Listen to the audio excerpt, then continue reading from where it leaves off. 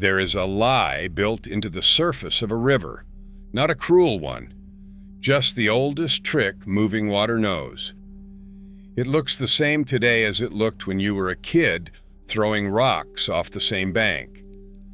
The current still folds around the same rock. The light still scatters the same way at 4 in the afternoon. You stand there and you read permanence into it, because the surface is the one part of a river that never seems to change. But a river is not its surface. Everything that actually matters is underneath, out of the light where you can't see it. The native fish, the mussels tucked into the gravel, the whole quiet machinery that has been running in that channel since long before anyone gave it a name. And here's the thing about being eaten from the inside out. The outside is the last part to go. By the time the surface finally tells you something is wrong, the inside is already gone. Today, we are counting down 9 invasive fish that are devouring America's rivers from the inside out. Ranked not simply by size or by how much they can eat, but by how completely and how invisibly they hollow out a river while the water on top keeps telling you everything is fine. From the ones you can at least see coming to the one that has turned entire rivers into something that only looks alive. Before we start, if you like the kind of thing that makes you look twice at water you thought you knew, take a second to subscribe. It genuinely helps the channel. And while you're here, I want to know one thing. Which river runs closest to you? The one you grew up on, the one you fish, the one you drive over without thinking. Drop it in the comments. Let's get into the list. Number 9, the grass carp. We begin with the one that doesn't hunt anything at all and still manages to pull a river apart. The grass carp is a plant eater, one of the first of the Asian carps brought into the United States, imported decades ago to do a simple, useful job: clear the choking weeds out of farm ponds and canals. It was good at it. Too good. A grass carp can eat a large fraction of its own body weight in aquatic vegetation every single day, and by the 1990s the fish had slipped out of cultivation and into the wild, where it is now found in or alongside roughly 45 states. Here is why a vegetarian earns a spot on a list like this. The plants in a river are not decoration. They are the nursery. They are where young native fish hide, where insects live, where the oxygen comes from, where the whole food web is anchored. A grass carp doesn't need teeth or aggression to gut a river. It simply erases the green, and everything that depended on that green quietly loses the ground under it. Newly hatched grass carp have already turned up in tributaries of Lake Erie, which means the fish is not just surviving out there, it is reproducing. Number 9 is the reminder that you don't have to be a predator to be a devourer. You just have to remove the thing everything else was standing on. Number 8. The round goby. Now the smallest animal on this list and one of the most quietly ruinous. The round goby is a bottom-dwelling fish from the Black and Caspian Seas, and most of the ones you would pull up would fit in the palm of your hand. It arrived the way so many of these invaders did, riding in the ballast water of ocean ships, and it was first found in the St. Clair River near Detroit in 1990. From there, it did not just spread, it carpeted. In parts of the Great Lakes Basin, round gobies now sit at densities of several dozen fish per square meter of lake bottom. What makes something this small so dangerous is what it does at that scale. The round goby is aggressive. It can feed in complete darkness and in water quality that would drive native fish out. And it spawns not once a year like most natives, but several times across a long spring to fall season. And its favorite target is the next generation. Round gobies eat the eggs and the young of native fish, including smallmouth bass, walleye, lake trout, and lake sturgeon. It outcompetes native bottom fish like darters and sculpins for the exact same shelter and spawning ground. It has already pushed out of the lakes into the tributaries, down the Mississippi drainage, and through the Erie Canal into the Hudson. A river can look completely normal on the surface, while a layer of these things covers the bottom, eating the future of every fish that spawns there. Number 8 is proof that dangerous does not have to mean large. It just has to be everywhere, and it has to eat the young. Number 7, the black carp. The grass carp takes the plants. This one takes the filters. The black carp is another of the 4 Asian carps, and it was brought over for another sensible-sounding job, eating the snails in fish farms, because those snails carried parasites that ruined farmed catfish. But the black carp does not stop at snails. It carries a mouthful of heavy, flat, pharyngeal teeth in its throat that look unsettlingly like human molars, and it uses them to crush shells, which means its natural prey, out in the wild, is mussels. That matters more than it sounds. Freshwater mussels are the kidneys of an American river. They sit in the gravel and filter the water, pulling out algae and bacteria and sediment, cleaning as they breathe. North America has one of the richest mussel faunas on Earth, and it is also one of the most endangered, already hammered by dams and pollution long before this fish showed up.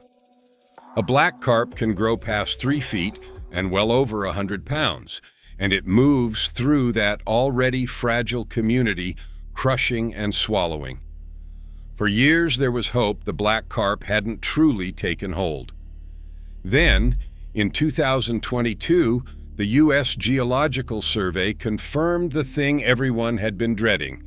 There is now an established, naturally reproducing population of wild black carp in the Mississippi River Basin.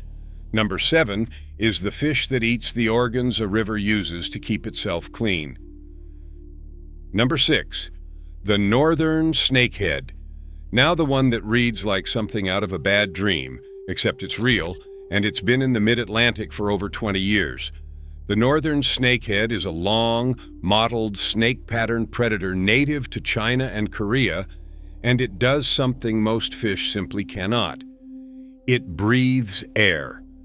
It has a specialized chamber above its gills that lets it pull oxygen straight from the atmosphere, which means it can survive out of water for days, and juveniles can wriggle their bodies across wet ground to move from one water body to the next.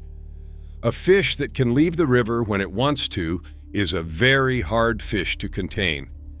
It showed up in American waters in 2002, in a pond in Crofton, Maryland, most likely dumped from a food market or an aquarium. That first pond was poisoned out to kill every last one. It didn't matter. By 2004, the fish was in the Potomac, and it has been established there ever since, spreading into Virginia, up into New York and Pennsylvania, and out into the Mississippi Basin in Arkansas. A single female can carry as many as 50,000 eggs. The adults are apex predators with sharp teeth, growing to around 3 feet, eating native fish, frogs, and anything else they can fit down. Wildlife agencies are so serious about it that in Maryland and Virginia, you are legally required to kill one if you catch it. The fish has become so entrenched that it was recently given a new official name, the Chesapeake Channa, because a fish that isn't leaving needs a name that admits it lives here now. Number 6 is the predator that doesn't even need the river to travel between rivers. Number 5, the flathead catfish. We're at the halfway point.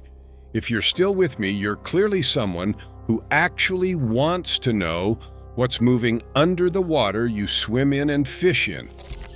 So if you haven't yet, this is the moment to subscribe, because the 4 fish from here up are the ones doing the most damage to the most water, and the one at number 1 has already remade entire river systems into something that only looks alive.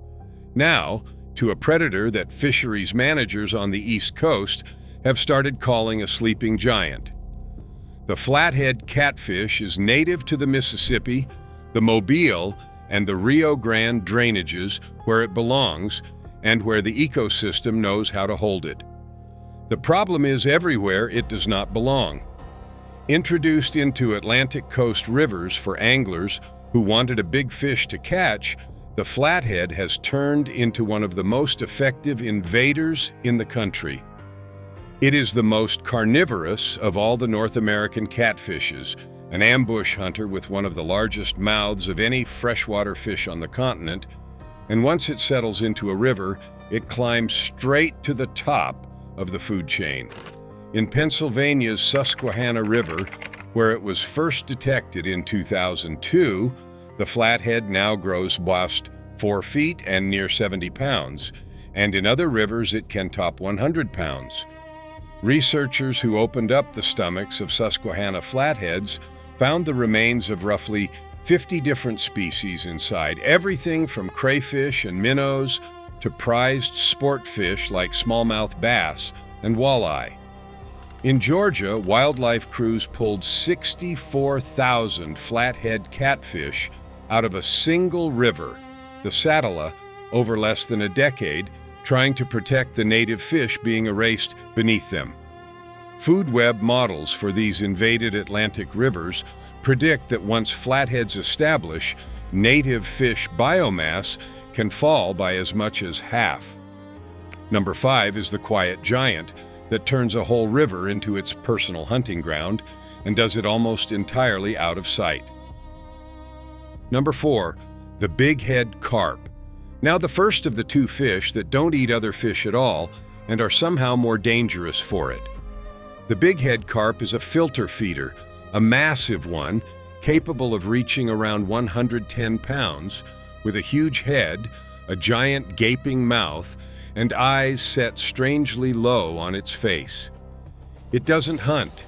It cruises with its mouth open and strains the water itself, pulling out plankton by the ton. And plankton is not a side dish in a river, it is the foundation. It is the food that native larval fish and native mussels depend on to exist at all. That's the horror of the bighead carp and of its filter-feeding cousins. It doesn't attack the river's animals. It removes the bottom floor of the entire building and lets everything above it collapse on its own.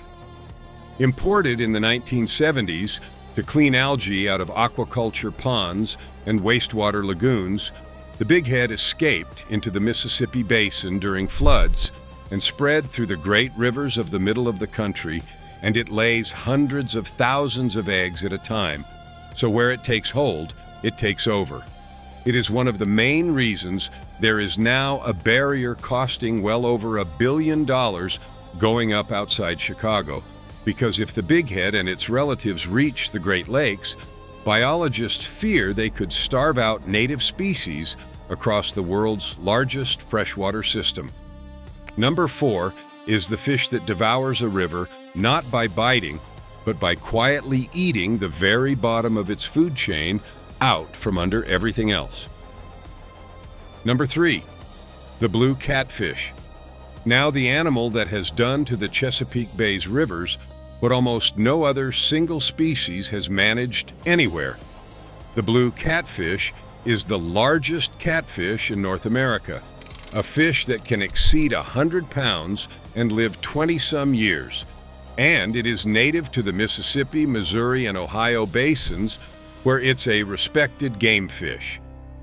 In the 1970s and 1980s, wildlife managers stocked it into Virginia's tidal rivers, the James, the Rappahannock, and the York, to build a trophy fishery. One expert called it good intentions with devastating consequences, and that is putting it gently. The blue catfish did not stay a nice trophy fish. It exploded. In some of these tidal rivers, blue catfish now make up as much as 70 to 75% of all the fish biomass in the water. Think about that.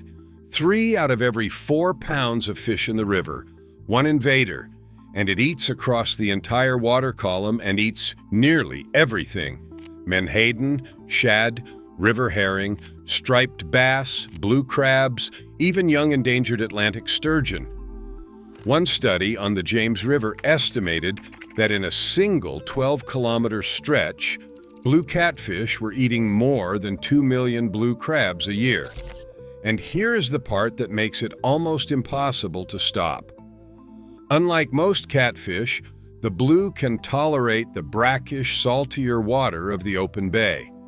So it doesn't stay put. It swims out of one river, through the salt, and into the next one, hopping across the whole Chesapeake watershed and colonizing tidal rivers one after another. Number 3 is the fish that became the river, and then used the sea as a highway to reach the next one. Number 2, the sea lamprey. And now the most literal answer to this entire list. Every other fish here devours a river by out-eating it, out-breeding it, or eating its young. The sea lamprey devours from the inside out in the plainest possible sense. It is a jawless, eel-shaped parasite from the Atlantic, and its mouth is a round suction disc lined with rings of teeth, with a rasping tongue in the center. It latches onto the side of a living fish, files a hole through the scales and skin, and drinks the blood and body fluids straight out of it. Most fish do not survive the attack.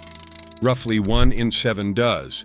The sea lamprey got into the Great Lakes and their rivers through the shipping canals, slipping past Niagara Falls after the Welland Canal was deepened around 1919, and by 1938, it was in every one of the Great Lakes. What followed was one of the worst ecological collapses in American history. A single sea lamprey kills around 40 pounds of fish in its adult life, and each female lays on the order of 90,000 to 100,000 eggs. At the peak, sea lampreys were killing something like 100 million pounds of fish a year, outcompeting the human fishery for its own catch. The upper Great Lakes commercial harvest crashed from roughly 15 million pounds a year down to about 300,000. In Lake Superior, the lake trout population fell by about 95%. It stayed suppressed for decades and was only declared recovered in 2024.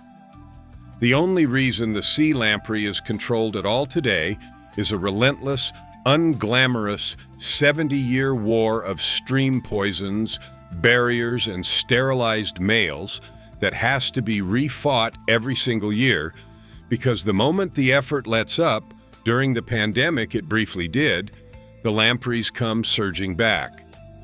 Number 2 is the invader that drains a fishery one fish at a time from the inside and never truly stops. Number 1, the silver carp. And so we arrive at number 1, and it is the fish you have almost certainly seen a video of, even if you never knew what you were looking at. The silver carp is the one that leaps. Startle it with a boat motor, a passing train, even geese taking off, and it launches itself, sometimes 8 to 10 feet into the air, whole rivers of them erupting at once, breaking noses and cracking ribs of boaters who never saw it coming. It's a spectacle. It has made the silver carp a viral star. And that spectacle is exactly why it belongs at the top, because it is the most perfect illustration of what this whole list is about. Like the bighead, the silver carp is a filter feeder. It strains plankton out of the water all day long, in direct competition with the native fish that form the base of the food chain, and it breeds in staggering numbers. It escaped into the Mississippi during the great floods of the early 1990s and spread through the Illinois, the Missouri, the Ohio, and beyond. And in the central Illinois River, the density it reached is almost hard to believe. More than 1,200 silver carp per kilometer of river. There are stretches of Illinois that now hold more silver carp than exist in the fish's native range in China. Whole sections of American river have been converted into what is essentially a carp monoculture, and the crews fighting it have hauled out 750,000 pounds of silver carp from a single pool in about 10 days. Now sit with the image one more time, because this is the whole thing. A river where the silver carp has taken over does not look dead. It looks, if anything, more alive than ever. The water boils, fish explode into the air by the hundreds. To someone standing on the bank who doesn't know better, it looks like the most abundant, thriving river they've ever seen. But that eruption of life is the death. It is the sign that the native fish underneath have been out-eaten and hollowed out, that the food web has been stripped down to one thing, and that one thing is now so dense it flings itself out of the water in a river that has been devoured from the inside until the only thing left is the devourer. That is why the last line of defense outside Chicago, a billion-dollar wall of bubbles and sound and electricity at Brandon Road, exists to keep this exact fish out of the Great Lakes. Number one is the invader that turned rivers into a spectacle of life, precisely because it ate everything that used to live there. Closing. So here is what this list is really about. Not fear. Fear is easy, and it burns off by the time you get back to the truck. It is about that lie in the surface of the water, the one we all believe because we want to. The river you grew up on still looks like the river you grew up on. The current still folds around the same rock. The light still scatters the same way at 4 in the afternoon, and underneath it in the dark where you never look, the whole thing is being quietly rearranged, mussel by mussel, egg by egg, native fish by native fish, until one day the surface finally changes and we act surprised. The grass carp is still mowing the green off a riverbed somewhere tonight. The blue catfish is still riding the salt tide from one river into the next.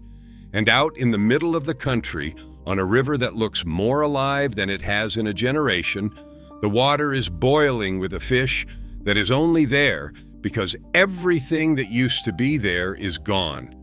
What's known is that the surface of a river tells you almost nothing about what's holding still beneath it or what's eating its way out.